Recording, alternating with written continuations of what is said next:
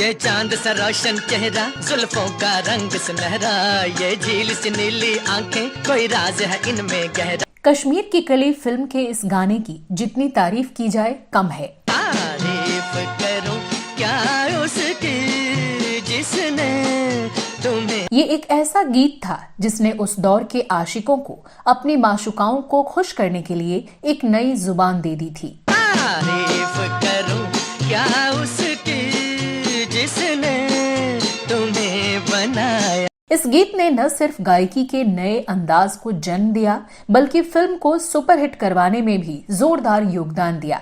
ये चांद सा रोशन चेहरा, जुल्फों का रंग सुनहरा, ये झील सी नीली आंखें, कोई राज है इनमें। लेकिन क्या आप जानते हैं कि इस गाने को कंपोज करने वाले संगीतकार ओपी नैयर को इसके संगीत में अपनी इच्छा के विपरीत बदलाव करने पड़े थे? क्या आप यकीन कर सकते हैं कि जब ओपी नैयर ने फिल्म के हीरो शम्मी कपूर के कहने पर संगीत बदलने से इनकार कर दिया, तो इसके गायक मोहम्मद रफी ने दबाव डालकर ऐसा करवाया था। और क्या आप मानेंगे कि इस दबाव की वजह से ओपी नैयर शम्मी कपूर से नाराज हो गए थे, लेकिन शूटिंग होते ही उन्हें गले लगा लिया था। क्या थी इसकी वजह और क्या था पूरा माजरा, जानेंगे और भी बहुत कुछ। बस बने रहिए हमारे साथ। दोस्तों, आप देख रहे हैं ड्रामा सीरीज इंडियन और मैं हूं आपकी दोस्त और होस्ट श्वेता जया। ये चांद सा रोशन चेहरा, जुल्फों का रंग सुनहरा, ये झील सी नीली आंखें, कोई राज है इनमें गहरा। इस गीत के बारे में विस्तार से बताने के पहले मैं आपको बता दूं कि हम ये जानकारी आपको दे रहे हैं शम्मी कपूर साहब से रेडियो अनाउंसर राहुल की बातचीत से मिली जानकारी के आधार पर। शम्मी कपूर साहब के मुताबिक ये गाना उनके दिल के काफी करीब था। फिल्म के निर्माता निर्देशक थे शक्ति सामंता और इसके सिनेमेटोग्राफर थे वीएन रेड्डी। एक चीज कयामत भी है, लोगों से सुना करते थे। शम्मी कपूर साहब की आदत थी कि वो फिल्म निर्माण की प्रक्रिया से पूरी तरह जुड़कर अपने हर सीन को अच्छी तरह समझते थे। जब शक्ति सामंता साहब ने इस गाने की सिचुएशन की चर्चा की तो शम्मी साहब भी वहां मौजूद थे। हालांकि इस गाने का संगीत या गीत कुछ भी तैयार नहीं हुआ था, लेकिन जब शक्ति सामंता और वीएन रेड्डी साहब ने शम्मी कपूर को बताया कि कश्मीर की खूबसूरत झील में शिकारे पर उन्हें हीरोइन को देखते हुए ये गाना गाना है, तो उन्होंने अपनी अदाकारी का खाका मन ही मन में तैयार कर लिया था। लेकिन जब गीतकार शमशुल हुदा यानी एसएच बिहारी साहब ने ओपी नैयर साहब की धुन पर अपने गीत के बोल तैयार किए, तो शम्मी साहब ने ये तय कर लिया कि किस बोल को गाते वक्त वो कहां और कैसे थिरकेंगे। तुम्हें देख के मैंने माना, वो ठीक कहा करते थे।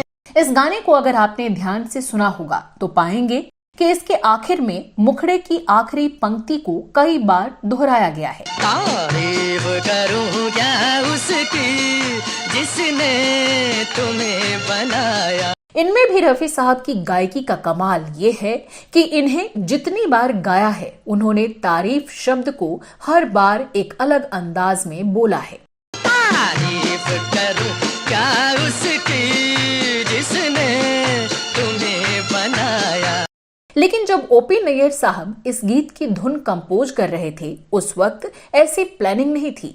ओपी साहब की नजर में ये एक सुरीला गीत था और इसे रफ्तार के साथ खत्म हो जाना था।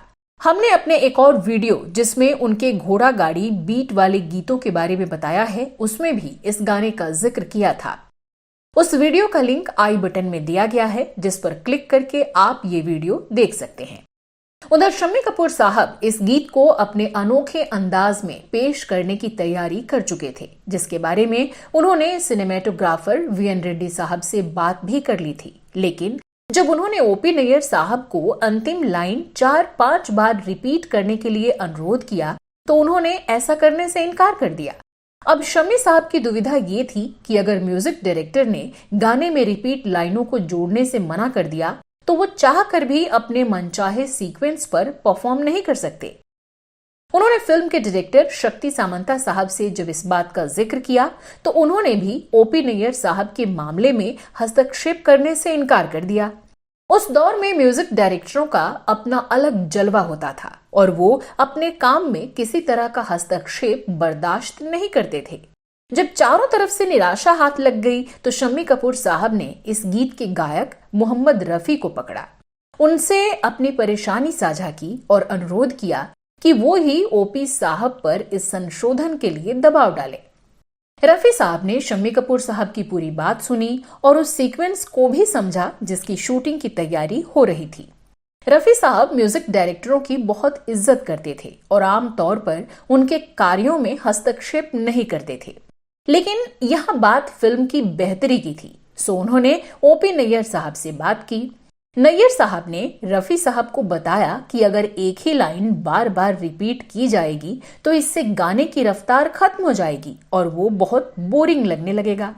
रफी साहब ने उन्हें भरोसा दिलाया कि वो हर पंक्ति के साथ अपनी आवाज में इतना वेरिएशन लाएंगे कि गाना जरा भी बोरिंग नहीं लगेगा, और अगर गाने के फिल्मांकन के बाद भी वो मन माफिक नहीं उतरा तो उसे फिर से गा देंगे।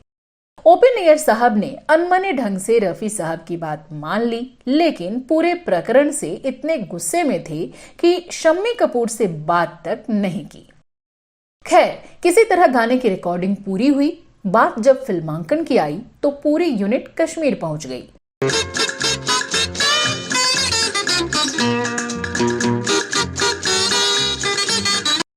गगनचुंबी पर्वतों से घिरे खूबसूरत झील में तैरते शिकारे पर हीरो शम्मी कपूर ने हीरोइन शर्मिला टैगोर के साथ आंखें चार करते हुए ये गीत इतने परफेक्ट तरीके से फिल्माया कि पूरी यूनिट दंग रह गई। हर सुबह किरण की लाली है रंग तेरे गालों का। गाने के अंत में तारीफ करूं क्या उसकी वाले लाइन को दोहराते हुए जब शम्मी कपूर छपाक से झील में जा गिरते हैं तो शर्मिला टैगोर के साथ पूरी यूनिट खिलखिलाकर हंस पड़ी थी।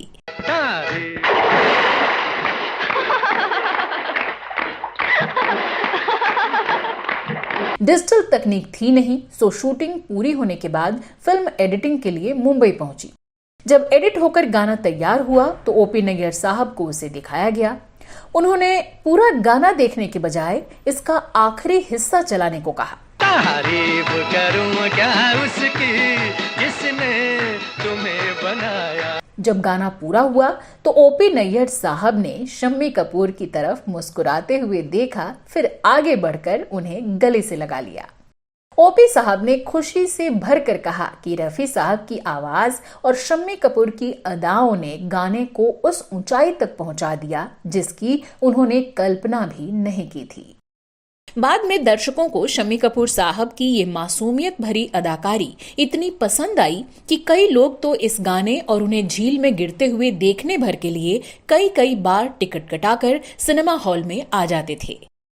तो दोस्तों, आपको ये वीडियो कैसा लगा हमें कमेंट बॉक्स में जरूर बताइएगा। अगर आपके पास कश्मीर की कली फिल्म के इस गाने से जुड़ी कोई और जानकारी हो तो वो भी हमसे जरूर शेयर कीजिएगा। तो अब दीजिए अपनी होस्ट और दोस्त श्वेता को इजाजत। मिलते हैं अगले व्लॉग में।